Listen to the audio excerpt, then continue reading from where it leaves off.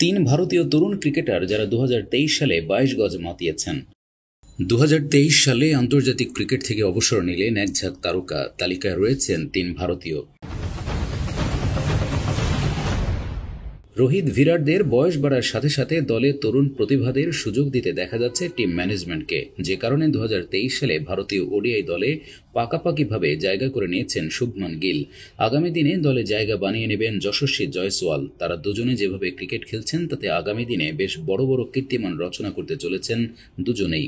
আগামী দিনেও বেশ কয়েকজন তরুণ প্লেয়ারদের এই তালিকায় সামিল হতে দেখা যেতে পারে। 2023 সালে এমন তিন তরুণ প্লেয়ার রয়েছেন যারা হয়ে উঠেছেন জ্বলন্ত অগ্নিপিণ্ডের মতন। রিঙ্কু সিং তালিকায় শীর্ষস্থানে রয়েছেন। রিঙ্কু সিং, যদিও এই নামটি শীর্ষস্থানেই থাকার যোগ্য। বছরের শুরু থেকে ঘরোয়া লিগে দুরন্ত পারফরমেন্স করেছিলেন রিঙ্কু, যে কারণে জাতীয় দলেও ডাক পেয়ে গেলেন রিঙ্কু। আয়ারল্যান্ডের বিরুদ্ধে টি-20 ফরম্যাটে অভিষেক করেছিলেন রিঙ্কু। তবে তার আন্তর্জাতিক স্তরে অভিষেক করার পেছনে রয়েছে তার আইপিএলে দেখানো প্রদর্শন। গুজরাট টাইটান্সের বিরুদ্ধে কলকাতাকে জিততে গেলে যখন শেষ ওভারে প্রয়োজন ছিল 28 রানের, ঠিক তখনই জ্বলে ওঠেন রিঙ্কু।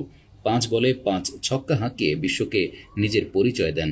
ইতিমধ্যে ওডিআই ফরম্যাটেও সুযোগ পেয়েছেন রিঙ্কু। 2 ওডিআই ম্যাচে 27.5 গড়ে 55 রান করেছেন তিনি। তবে 12 ম্যাচে 65.50 গড়ে 180 স্ট্রাইক রেটে 262 রান করেছেন। আসন্ন দিনেও রিঙ্কুর থেকে এমন পারফরম্যান্সের আশায় থাকবে ভারতীয় সমর্থকরা। তিলক ভার্মা তালিকায় দ্বিতীয় স্থানে সুযোগ করে নিয়েছেন তিলক ভার্মা। ঘরোয়া লিগে 50-এর বেশি গড়ে ব্যাটিং করতে দেখা যাচ্ছে তিলককে। 2022 মেগা নিলামে তিলককে সুযোগ দিয়ে তার ক্যারিয়ারের বেশ পরিবর্তন ঘটাতে সাহায্য করেছিল মুম্বাই ইন্ডিয়ান্স। বছরের মাঝামাঝি সময়ে অভিজ্ঞ প্লেয়ারদের অনুপস্থিতিতে উইন্ডিজদের বিরুদ্ধে জাতীয় দলে খেলার সুযোগ পেয়েছিলেন তিলক। অভিষেক সিরিজে দারুণ পারফরমেন্স দেখিয়েছিলেন তিনি। এবছর আইপিএলে মুম্বাই দলের হয়ে 11 ম্যাচে 42.88 গড়ে ও 164.11 স্ট্রাইক রেটে 343 রান বানিয়েছেন। অন্যদিকে ভারতের জার্সিতে 15 ওডিআই ম্যাচে 34.4 গড়ে ও 141 স্ট্রাইক রেটে 310 রান বানিয়েছেন। আগামী দিনেও তার থেকে এমন পারফরমেন্সের আশায় থাকবে ভারতীয় সমর্থকরা। আর্শদীপ সিং 2022 এশিয়া কাপের পর নিজেকে বেশ প্রমাণ করেছেন আর্শদীপ সিং। বিশেষ করে 2023 সালে নিজেকে প্রমাণ করেছেন তিনি। কিছুদিন আগেই সমাপ্ত হওয়া দক্ষিণ আফ্রিকা সফরে সাদা বলের ফরম্যাটে দাপিয়ে বোলিং করেছেন তিনি। এমনকি ওডিআই ফরম্যাটে সেরা হয়েছেন তিনি। ওডিআই ফরম্যাটে 2022 সালে উইকেটের মুখ দেখেননি আর্শদীপ, তবে 2023 সালে 3 ম্যাচে নিয়েছেন 10 উইকেট। 2023 সালে টি-20 আন্তর্জাতিক ক্রিকেটে মোট 21 ম্যাচে বোলিং করেছেন তিনি এবং নিয়েছেন 26 উইকেট। অন্যদিকে তার আইপিএলে প্রদর্শন ছিল চমৎকার। 14 ম্যাচে 17 উইকেট পান তিনি এবং তার ইকোনমি ছিল 9.70। আসন্ন দিনেও তার থেকে ভালো প্রদর্শন দেখার আশায় থাকবে টিম ইন্ডিয়ান ভক্তরা। 2023 সালে আন্তর্জাতিক ক্রিকেট থেকে অবসর নিলেন এক ঝাঁক তারকা। তালিকায় রয়েছেন তিন ভারতীয়। 2023 সালে ক্রিকেট ছিল অনেক ঘটনাবহুল। এই বছর বিশ্বকাপ 2023 ভারতে আয়োজিত হয়েছিল। সেই সাথে লর্ডসে অনুষ্ঠিত হয় টেস্ট চ্যাম্পিয়নশিপের দ্বিতীয় সংস্করণ। এই দুটি শিরোপা দখল করে অস্ট্রেলিয়া আবারও বিশ্বকে তাক লাগিয়ে দেন। সেই সাথে তারা বিশ্বের সেরা ধারাবাহিক দল তারও জানান দেন। অবশ্য এবছর এশিয়া কাপের শিরোপা ঘরে তোলে ভারত। 2023 সালে নানা বিতর্ক ঘিরে ধরেছিল ক্রিকেটে। অ্যাঞ্জেলা ম্যাথিউজের টাইমড আউট হয়তো ভোলার নয়, তবে সব ঘটনার সাথে অনেক সুখ স্মৃতি খুঁজে বেড়াবে যেসব খেলোয়াড়রা তারা আন্তর্জাতিক ক্যারিয়ারের ইতি টেনেছেন। চলুন এই প্রতিবেদনে দেখে নেওয়া যাক 2023 সালে কোন কোন খেলোয়াড় অবসর নিয়েছিলেন। প্রথমে ভারতীয় খেলোয়াড়দের অবসর নিয়ে কথা বলা যাক। এবছর মোট 3 জন ভারতীয় ক্রিকেটার আন্তর্জাতিক ক্রিকেট থেকে অবসরের ঘোষণা করেছেন। তালিকায় রয়েছে 2007 টি-20 বিশ্বকাপ জয়ী খেলোয়াড় যোগিন্দর শর্মার নামও।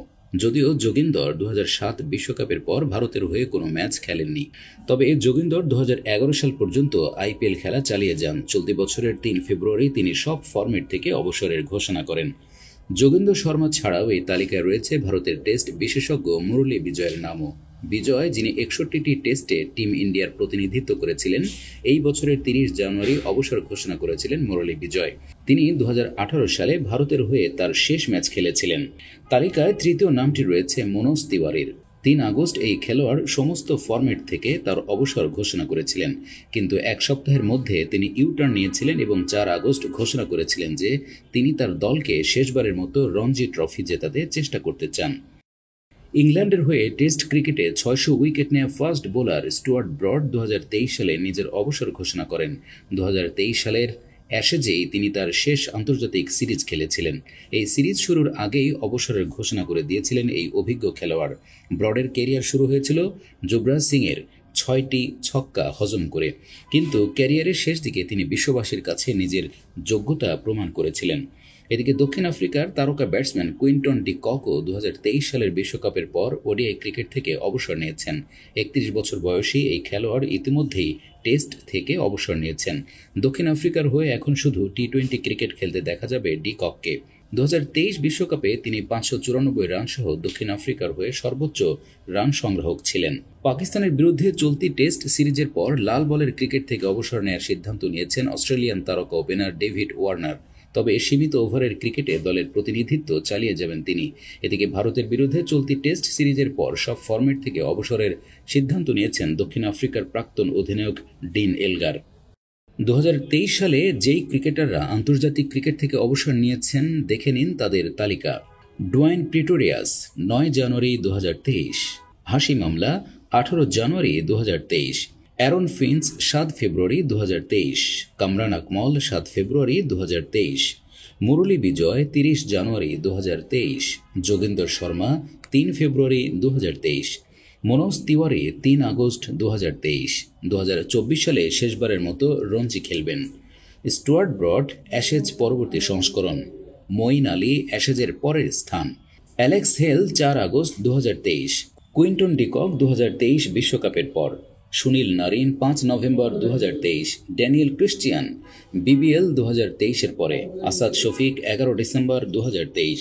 Steven Finn 14 August 2023। Naveenul Haq বিশ্বকাপ 2023 সালের পর। David Willey 1 November 2023। Imad Wasim 24 November 2023।